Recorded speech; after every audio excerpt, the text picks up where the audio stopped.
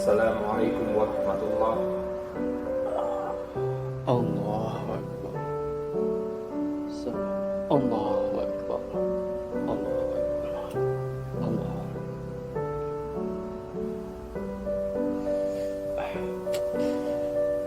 Allahu Allahu Akbar. Assalamualaikum warahmatullahi. Assalamualaikum. Kurang satu, kurang dua. Aduh.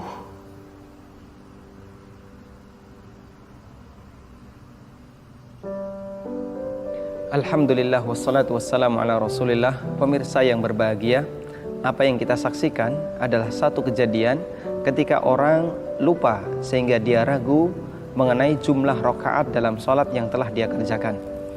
Ketika kita mengalami semacam ini, ada beberapa hal yang perlu kita perhatikan.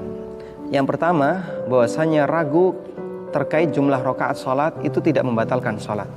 Sehingga ketika kita mengalami keraguan, silahkan Anda memilih mana yang lebih mendekati kebenaran, atau jika kita lupa sama sekali dan tidak bisa memilih, maka kita memilih yang lebih sedikit. Misalnya kita mengerjakan sholat duhur, kita ragu apakah sudah 4 rakaat ataukah baru 3 rakaat, maka kita memilih yang lebih sedikit 3 rakaat, sehingga nanti kita tambahkan 1 rakaat lagi. Kemudian yang kedua, Rasulullah SAW mengajarkan kita untuk melakukan sujud sahwi ketika kita mengalami keraguan dalam sholat mengenai jumlah rakaatnya. Dan beliau memberikan rincian.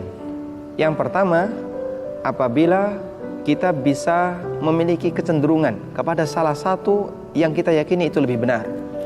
Misalnya kita ragu apakah ini baru 2 rakaat ataukah sudah 3 rakaat. Dan kita ingat nampaknya kita belum tasyahud awal, maka kita memilih 2 rakaat karena itu yang lebih mendekati. Kemudian selanjutnya kita melakukan salam, artinya sholat sampai selesai, lalu sujud sahwi 2 kali. Yang kedua, ketika kita sama sekali tidak bisa memilih mana yang lebih mendekati kebenaran, maka kita memilih yang lebih sedikit. Misalnya kita ragu 2 atau 3, maka kita pilih 2. Kemudian kita tambahkan 1 lagi, sehingga kita semakin yakin kalau sholat kita tidak kurang jumlah rakaatnya. Selanjutnya kita melakukan sujud sahwi sebelum salam. Lalu bagaimana jika kita tidak tahu ternyata di sana ada sujud sahwi? Jika kita tidak tahu, kemudian kita diberitahu oleh seseorang, begitu selesai sholat kita dikasih tahu, Bapak ragu dan Bapak lakukan sujud sahwi, maka silahkan Anda lakukan sujud sahwi meskipun sholat sudah selesai. Sujud sahwi. Allahu Akbar. Allahu Akbar. Allahu Akbar. Allahu Akbar. Assalamualaikum warahmatullahi. Assalamualaikum. Allahu Akbar. Allahu Akbar. Subhanallah. Subhanallah.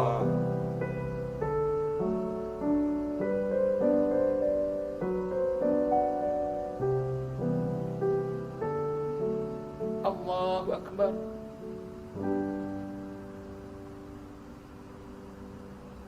Allahu Akbar. Allahu Akbar. Subhanallah. Allahu Akbar. Assalamualaikum warahmatullah.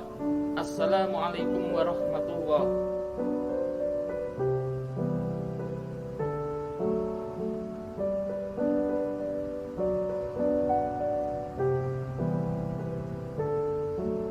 Alhamdulillah wassalatu wassalamu ala rasulillah.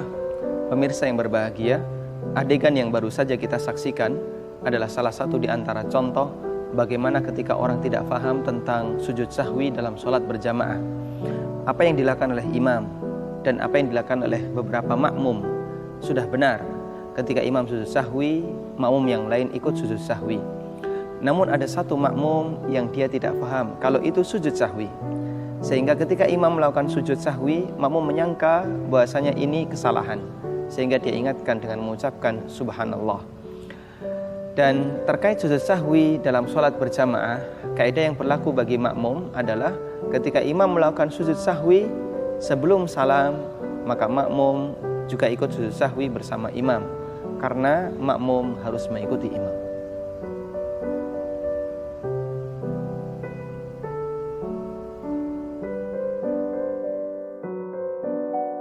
Allahu Akbar.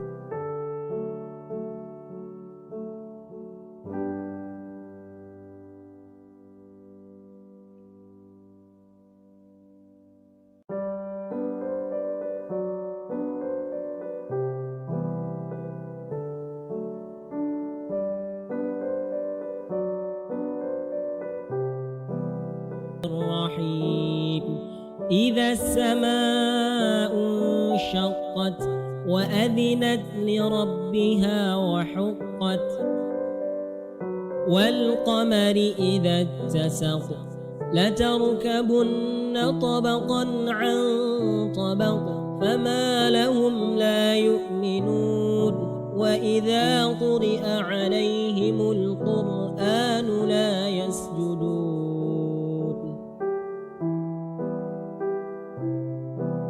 سجد وجهي للذي خلقه وصوره وشق سمعه وبصره تبارك الله أحسن الخالقين بل الذين كفروا يكذبون أقسم بالشفق والليل وما وسق والقمر إذا اتسق لتركبن طبقا عن طبق فما لهم لا يؤمنون وإذا قرئ عليهم القرآن لا يسجدون الله أكبر Subhanallah. Subhanallah. Subhanallah.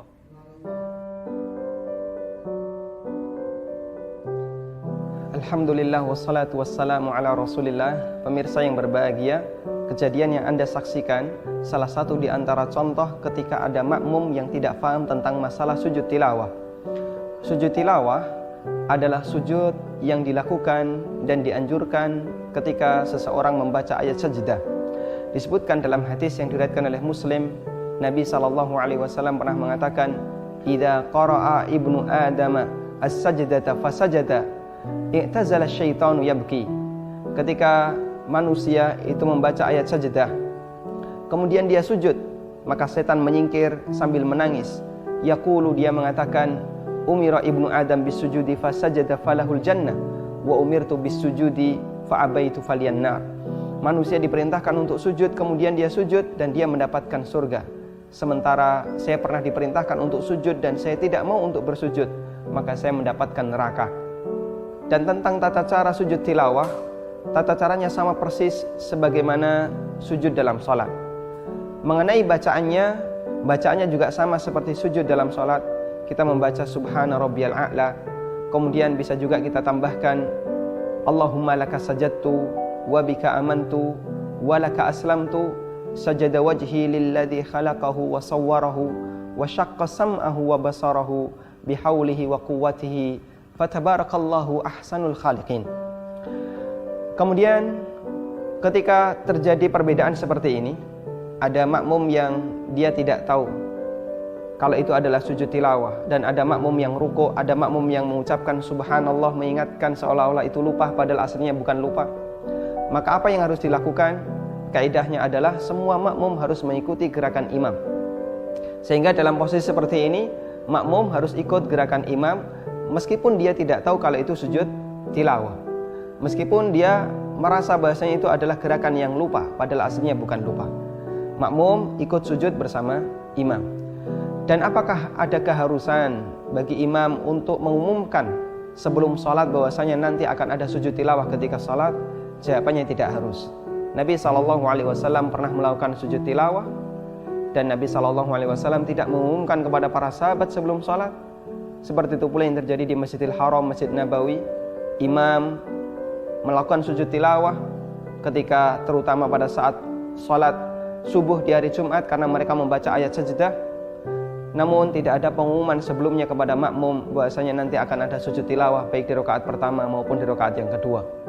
Meskipun jika di sana dirasa penting, bahasanya imam diharapkan untuk mengumumkan terlebih dahulu karena pertimbangan makmum yang masih awam atau makmum yang tidak tahu, atau dalam rangka untuk menghindari perselisihan di tengah para jamaah, maka insya Allah imam bisa memberikan pengumuman terlebih dahulu sebelum sholat, dan nanti mereka bisa melakukan sujud tilawah sesuai dengan yang disampaikan oleh imam. Selanjutnya bagi para makmum bisa mengikuti sujud tilawah bersama imam. Demikian, semoga bermanfaat. Wassallallahu ala nabiyyina Muhammadin wa ala alihi wa sahbihi wasallam.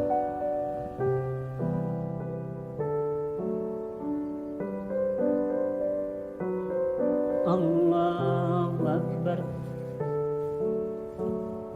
Balil ladzina kafaru